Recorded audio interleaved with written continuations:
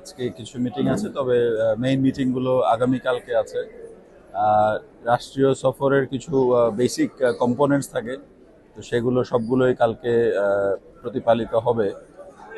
আর এই ভিজিটের থেকে যেটা আমরা আশা করছি সেটা হচ্ছে যে দুই দেশের দুই নেতা এবং নেত্রী তারা দুজনই নতুন একটা ম্যান্ডেট নিয়ে এসেছেন।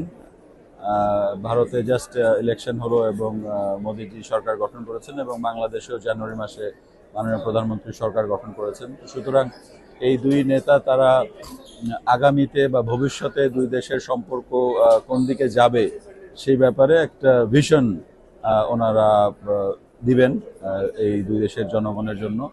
সেই ভিশন স্টেটমেন্টটা কালকে আমরা দেখতে পাবো। এই পর্যন্ত প্রায় 9টা থেকে 10টা নিয়ে আমরা কাজ করছি, তো সেখানে বিভিন্ন ধরনের চুক্তি রয়েছে। কিছু ভিশন স্টেটমেন্ট আছে দুটো, একটা ডিজিটাল কোঅপারেশনের উপরে আর একটি গ্রিন পার্টনারশিপের উপরে, আর এছাড়া কিছু রিনিউয়ালও আছে। তো এগুলো এবং বেশ কিছু অ্যানাউন্সমেন্ট হবে, অর্থাৎ এর মধ্যে যেই কাজগুলো হয়েছে বা যেই কাজগুলো শুরু হতে যাচ্ছে সেগুলো আছে। এবং দুই দেশের সম্পর্কের সমস্ত দিকই আলোচনা হবে।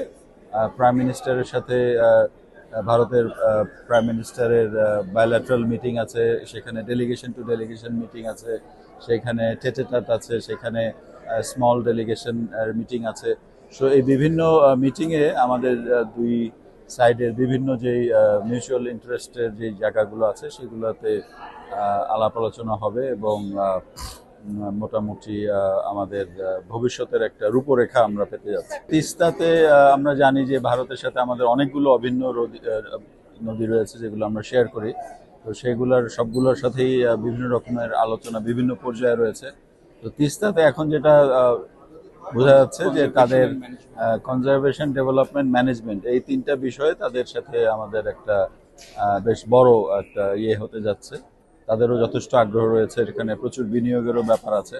সুতরাং তিস্তার পানির যে প্রবাহ সেটা থাকবে বলেই এই প্রজেক্টগুলো নেওয়া যাবে বলে আমরা মনে করি।